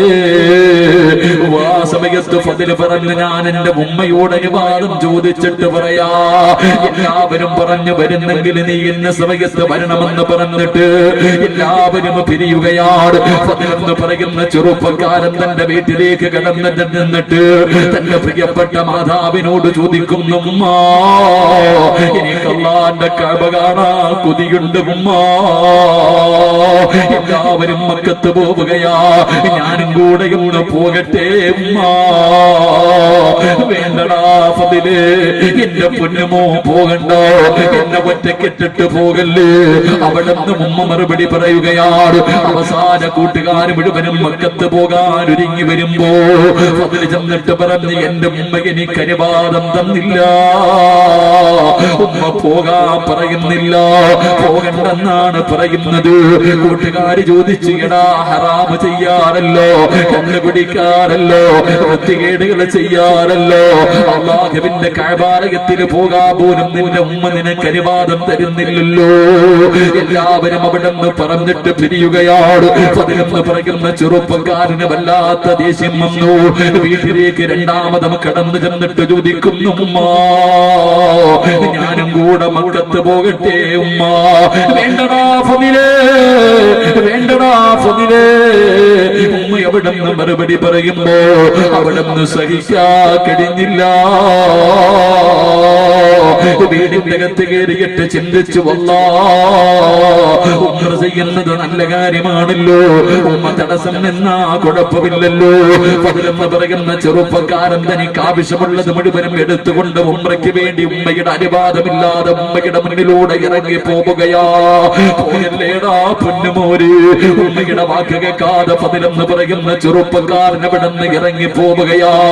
കാലിൽ പിടിച്ചുകൊണ്ട് കോടതിയുടെ വരാന്തയിൽ കിടന്നിട്ട് 18 വർഷക്കാല പൂറ്റി വളർത്തിയ മാതാപിതാക്കൾ പൊട്ടിക്കരഞ്ഞുകൊണ്ട് നെഞ്ചു പൊട്ടിയിട്ട് പോകല്ലേ മോള് എന്ന് പറയുമ്പോ, എനിക്ക് എന്റെ കാമുകനാണ് വേണ്ടതെന്ന് പറഞ്ഞ് കണ്ടവന്റെ കൂടെ ഒളിച്ചോടുന്ന പെൺകുട്ടികള്, മറക്കല്ലേടി പൊന്നുമോള്. എന്ത് മറന്നാലും ഈ ചരിത്രം നീ മറക്കരുത്. ഞാൻ ചുമ്മാതെ പറഞ്ഞു തരുന്ന ചരിത്രമല്ല. അല്ലാഹുവേ, ഫദിലെന്ന് പറയുന്ന ചെറുപ്പക്കാർ തന്റെ മാതാവിന്റെ പൊരുത്തമില്ലാതെ വീട് വിട്ട് ഉംറയ്ക്ക് വേണ്ടി ഇറങ്ങുകയാ. അവസാനം കൂട്ടുകാർ മുഴുവനും മുമ്പേ പോയി ഉമ്മയെ കരയിപ്പിച്ചിട്ടാണ് ഇറങ്ങിയത്. മനസ്സിന്റെ ഉള്ളിൽ സമാധാനമില്ല. അവസാനം ഒരു പള്ളി കണ്ടപ്പോ ചിന്തിച്ചു, അല്ലാ നമസ്കരിച്ച മനസമാധാനം കിട്ടുമല്ലോ നാഥാ. പെട്ടെന്ന് പുറപ്പെടുത്തു പള്ളിക്കകത്ത് കയറിയിട്ട് ഫദിലെന്ന് പറയുന്ന ചെറുപ്പക്കാരൻ നമസ്കരിക്കുകയാ. നമസ്കാരം കഴിഞ്ഞ് പള്ളിയുടെ വെളിയിലിറങ്ങുമ്പോ നാട്ടുകാര് ഓടി വന്ന് പിടിച്ചു കെട്ടുകയാണ്. കാരണം എന്തെന്നറിയുമോ? ഒരു വലിയ മോഷണം നടന്നു. കള്ളനോടിയത് പള്ളിയുടെ ഭാഗത്തേക്കാണ്. സത്യത്തിൽ കള്ളനോടി രക്ഷപ്പെട്ട് കിടന്നു. എല്ലാവരും പള്ളിയുടെ ഭാഗത്ത് കിടന്നു വരുമ്പോ ആ നാട്ടുകാരനല്ലാത്ത ഒറ്റയ്ക്ക് നിൽക്കുന്ന ഫദില് കള്ളനാണെന്ന് പറഞ്ഞിട്ട് എല്ലാവരും പിടിച്ച് തല്ലുകയാ. എന്നിട്ട് കൊടുത്ത ശിക്ഷ എന്തെന്നറിയുവോ? ഇനി ഒരിക്കലും ഇവനെ മോഷ്ടിക്കരുതെന്ന് പറഞ്ഞിട്ട് അവിടത്തെ 2 കയ്യങ്ങ് വെട്ടിമുറിക്കുകയാ. അവിടത്തെ കാലങ്ങ് വെട്ടിമുറിക്കുകയാ. അവിടത്തെ 2 കണ്ണങ്ങ് ചൂഴ്ന്നെടുക്കുകയാ. ഒറ്റ ദിവസം കൊണ്ട് എല്ലാം പോയടാ. 2 കണ്ണും പോയി, 2 കാലും പോയി, 2 കൈയും പോയി. എല്ലാവരും ഫദിലിനെ കള്ള എന്ന് പറഞ്ഞ് കളിയാക്കുമ്പോ ഫദിൽ വിളിച്ചു പറഞ്ഞു, എന്നെ കള്ള എന്ന് വിളിക്കല്ലേ. എന്റെ ഉമ്മാന്റെ പൊരുത്തമില്ലാത്തതിന്, എന്റെ ഉമ്മാനെ വേദനിപ്പിച്ചതിന്, എന്റെ ഉമ്മയുടെ വാക്ക് കേൾക്കാത്തതിന് അല്ലാഹു എനിക്ക് തന്ന ശിക്ഷയാ. അവസാനം കൊണ്ടുപോയി വലിച്ചെറിയുകയാണ്. രക്തത്തിൽ കുളിച്ച് മരണത്തോട് മല്ലടിക്കുന്ന ഫദിലെന്ന് പറയുന്ന ചെറുപ്പക്കാരെ കിടന്ന് വിളിച്ചു പോവുകയാ. അല്ലാഹുവേ, എന്റെ ദുനിയാവ് നഷ്ടപ്പെട്ടു പോയി അല്ലാ. എന്റെ ആഖിറവും നഷ്ടപ്പെടുത്താൻ എനിക്ക് വയ്യ റബ്ബേ. മരിക്കുന്നതിന് മുമ്പ് എന്റെ ഉമ്മാനോടൊന്ന് പൊരുത്തം ചോദിക്കാ എനിക്ക് ഭാഗ്യമ തരണേ അല്ലാ. തെരുവിൽ കിടന്നിട്ട് യാചിക്കുന്നു, ആരെങ്കിലും എന്റെ ഉമ്മാന്റെ അടുത്തൊന്ന് കൊണ്ടുപോവോ, ഒന്ന് പൊരുത്തം ചോദിച്ചിട്ട് മരിക്കാരാ, ഇല്ലെങ്കിൽ എന്റെ ആഖിറവും നഷ്ടപ്പെടുകയാ. അവസാന തെരുവിൽ കിടന്ന് യാചിക്കുന്നത് കണ്ടപ്പോ ഏതോ യാത്രക്കാര് പറഞ്ഞ അടയാളം വെച്ചൊരു വീടിന്റെ മുന്നിൽ കൊണ്ടുവച്ചു. അല്ലാഹുവേ, ആ വീടിന്റെ കവാടം തുറന്നൊരുമ്മ ഇറങ്ങി വരികയാ. ആരാടെന്നറിയുമോ ഉമ്മ? ഈ ചെറുപ്പക്കാരനെ പരിചയമുണ്ടോ ഉമ്മ?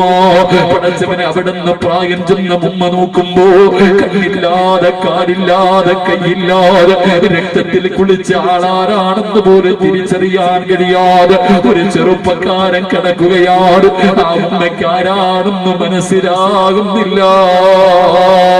ഉമ്മ എവിടെന്ന് പറഞ്ഞു എനിക്ക് മനസ്സിലാകുന്നില്ല എന്ന് പറയുമ്പോ തന്റെ ഉമ്മാന്റെ ശബ്ദം കേൾക്കുമ്പോ ഫദില് വിളിക്കുന്നു, ഉമ്മ ഞാനാണുമ്മ. ഉമ്മയുടെ പൊന്നുമോ ഫദിലാവുമ്മ. ഉമ്മാന്റെ വാക്ക് കേൾക്കാതെ ഉംറയ്ക്ക് പോയപ്പോ അല്ലാഹു എനിക്ക് തന്ന ശിക്ഷയാവുമ്മ.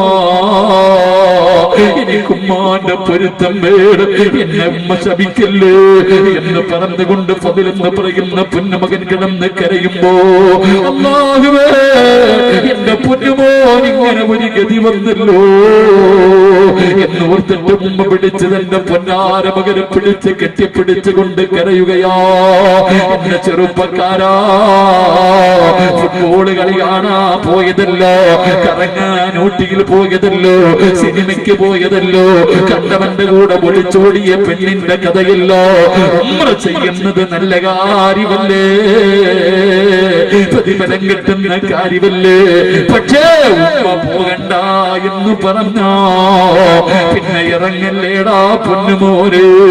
അതുകൊണ്ട് എന്റെ പ്രിയപ്പെട്ടവരോട് പറയുകയാ, മാതാപിതാക്കളുടെ മനസ്സ് വേദനിപ്പിച്ച മാതാപിതാക്കളുടെ മനസ്സാ വാചാ കർമ്മണ നീ നിന്റെ ഉമ്മയെയോ വാപ്പയെയോ ഒരു വാക്കുകൊണ്ടോ ഒരു നോട്ടം കൊണ്ടോ നീ വേദനിപ്പിച്ചിട്ടുണ്ടെങ്കിലോ നിനക്ക് ശിക്ഷ മരണത്തിന് ശേഷമല്ല, ഖബറിന്റെ അകത്തല്ല, പരലോകത്തല്ല, സിറാത്തിലല്ല, നരകത്തിലല്ല, ഈ ദുനിയാവിൽ വെച്ച് തന്നെ അല്ലാഹു നിനക്കുള്ള ശിക്ഷ തരുമെന്ന് ലോകത്തിന്റെ നേതാവ് അഷ്റഫുൽ ഖൽഖ് നബി മുഹമ്മദ് മുസ്തഫ സല്ലല്ലാഹു അലൈഹി വസല്ലമ തങ്ങൾ പറയുകയോ, മാതാപിതാക്കളെ വേദനിപ്പിക്കുന്ന മക്കൾക്ക് അല്ലാഹു ദുനിയാവിൽ വെച്ച് തന്നെ ശിക്ഷ കൊടുക്കുമെന്ന് നബി മുഹമ്മദ് മുസ്തഫ സല്ലല്ലാഹു അലൈഹി വസല്ലം. അല്ലാഹു നമ്മുടെ മാതാപിതാക്കളുടെ പൊരുത്തം കിട്ടുന്ന മക്കളിൽ അല്ലാഹു നമ്മളെ പെടുത്തുമാറാകട്ടെ.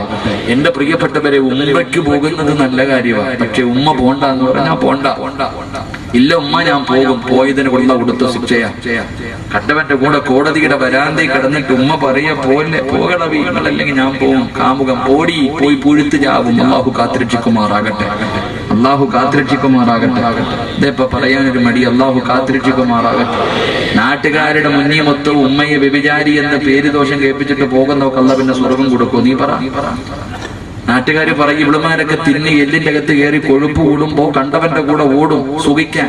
നാട്ടുകാർ പറയുന്ന ഒരു വാക്കുണ്ട്, പെണ്ണുങ്ങൾ പഠിച്ചോണം. നീ ഇറങ്ങി പോകുമ്പോ നിന്റെ നാട്ടിലെ പെണ്ണുങ്ങൾ പറയും ഉമ്മാടെ സ്വഭാവമല്ലേ മോള് കാണിക്കൂ, നീ പെറ്റ തള്ളയ്ക്ക് കൊടുക്കുന്ന പട്ടവതാടി, നീ നിന്റെ നൊന്ത് പ്രസവിച്ച നിന്റെ ഉമ്മയ്ക്ക് കൊടുക്കുന്ന ഒരു അംഗീകാരമാണ്. എന്റെ നാട്ടുകാർ പറയണേ ഉമ്മാടെ സ്വഭാവമല്ലേ മോൾ എന്ന് പറഞ്ഞാൽ ഉമ്മ വേലി ചാടുന്നവളാണ്, പെറ്റത്തിന് അത്രയെങ്കിലും വാങ്ങിക്കൊടുക്കണ്ടേ, പെറ്റതിന് അത്രയെങ്കിലും വാങ്ങിക്കൊടുക്കണ്ടേ. നാട്ടുകാരുടെ മുന്നിൽ തലപൊക്കാൻ കഴിയാതെ വീടിന്റെ അകത്തിരുന്ന് കരയുന്ന, നെഞ്ചു പൊട്ടിയിട്ട് കരയുന്ന വാപ്പാടെ കണ്ണീരിന് വിലയുണ്ടടി. നേരെ രൂപയൊന്നും നീയൊന്നും മരിക്കൂല. അല്ലാഹു കാത്തിരക്ഷിക്കുമാറാകട്ടെ. റസൂലുള്ളാഹി സ്വല്ലല്ലാഹു അലൈഹി വസല്ലം തങ്ങൾ പറഞ്ഞു, വാപ്പാനെയും ഉമ്മാനെയും വേദനിപ്പിച്ചിട്ടുണ്ടെങ്കിൽ തല്ലണമെന്നൊന്നുമില്ല, ചീത്ത പിടിക്കണമെന്നില്ല, പട്ടിണി കിടണമെന്നില്ല. അള്ളാഹുവിന്റെ വിശുദ്ധ ഖുർആൻ പറഞ്ഞു എന്ന വാക്ക് പോലും നിങ്ങൾ പറയരുത്. ഇബ്നു അബ്ബാസ് തങ്ങൾ അതിന്റെ തഫ്സീറിൽ പറയുന്നുണ്ട്, നീ എവിടെയെങ്കിലും ഒരുങ്ങിക്കെട്ടി നിന്റെ പെണ്ണുമ്പിള്ളയും മക്കളെല്ലാം കൂടെ എവിടെങ്കിലും കറങ്ങാൻ ഇറങ്ങി പോകുമ്പോ നിന്റെ വാപ്പ രോഗം പിടിച്ചു കിടക്കുന്ന വാപ്പയോ ഉമ്മയോ മോനെ വരുമ്പോ ഇത്തിരി മരുന്ന് വാങ്ങിക്കൊണ്ട് വരണേടാ എന്ന് പറയുമ്പോ നീ ഒരു ദേഷ്യത്തോടു കൂടി ഒരു നോട്ടം മതി അല്ലേ. എവിടെങ്കിലും കറങ്ങാൻ പോകുമ്പോ നിന്റെ ഉപ്പ പറഞ്ഞ നീ ഒരു നോട്ടം ഉണ്ട്, ഇപ്പോഴാണ് ഉപ്പ പറയണേന്ന്, ആ നോട്ടം മതിയടാ നിനക്ക് നരകത്തിൽ പോകാൻ. അല്ലാഹു കാത്തിരക്ഷിക്കുമാറാകട്ടെ. റസൂലുള്ളാഹി തങ്ങൾ പറഞ്ഞു, ഇവിടെ നിന്ന് പോകുന്നതിന് മുമ്പ് തന്നെ നിനക്ക് അല്ലാഹു അതിന്റെ ശിക്ഷ തരും. അല്ലാഹു കാത്തിരക്ഷിക്കുമാറാകട്ടെ. ഇൻഷാ അല്ലാഹ് എഴുന്നേക്ക് വാ, എഴുന്നേറ്റ് വാ. ഇൻഷാ അല്ലാഹ് എല്ലാവരും എഴുന്നേറ്റ് വാ. കഴിഞ്ഞു എല്ലാം അടുത്തേക്ക് വാ, ഒന്ന് കാണാനാവാ. പുറത്ത് നിൽക്കുന്നവരൊക്കെ പറ്റുമെങ്കിൽ വാ, ഇല്ലെങ്കിൽ അതിലെ പൊക്കോ, വണ്ടി എടുത്ത് വിട്ടോ, വീട്ടിൽ പോകുന്നില്ല, പെണ്ണുമ്പിള്ളയും മക്കളും കാത്തിരിക്കുന്നുണ്ട് പോകും. ഇൻഷാ അല്ലാഹ് കുറച്ച് കഴിഞ്ഞാൽ ചിലപ്പോൾ അവിടെ പോകാൻ പറ്റത്തില്ല, പെട്ടെന്ന് കയറിക്കും. ഇൻഷാ അല്ലാഹ് വാ പെട്ടെന്നോ പുറത്തേക്കുന്ന ചങ്ങായിമാരൊക്കെ ഒന്നി കയറിക്കോ. കച്ചവടക്കാരൻ ബേക്കറിയൊക്കെ ഉള്ള കാക്കന്മാരെ ഇവിടെ നിൽക്കുന്നവന്റെ നിനി പൈസ മേടിക്കണ്ട, ഉള്ള പറക്കത്ത് കൂടെ പോകും. പെട്ടെന്ന് ഒന്നി ബിസ്മില്ലാ. കാരണം എന്താ, 40 പേരിൽ കൂടുതലുള്ള സദസ്സിൽ ദുആഇ ഹിജാബത്തുണ്ട്. വെള്ളിയാഴ്ച രാവ് ഇത്രയും നല്ല ഒരു സദസ്സിൽ കയറി നിന്ന് ആമീൻ പറയാത്തവനെ പിന്നെ അഹങ്കാരി എന്നല്ലാവൻ എന്താ പറയാ? ഒരു കടുകുമണിയുടെ അളവെങ്കിലും ഹൃദയത്തിൽ അഹങ്കാരമുള്ളവന്റെ ദുആ അല്ലാഹു സ്വീകരിക്കില്ല എന്ന് നബി മുഹമ്മദ് മുസ്തഫ ഇത് കണ്ടിട്ട് ഇവിടെ കയറി നിൽക്കാൻ മനസ്സില്ലാത്തവൻ വെളിയിൽ നിന്നും ആമീൻ പറയേണ്ട മനസ്സില്ലാത്തവൻ വെളിയിൽ നിന്നും ആമീൻ പറയേണ്ട ഒക്കോ വീട്ടിൽ പോയി ഇങ്ങോട്ട് പോണ്ടവരെ കൊണ്ടുപോയി ഇൻഷാ അല്ലാഹ് 3 സ്വലാത്ത് സല്ലല്ലാഹു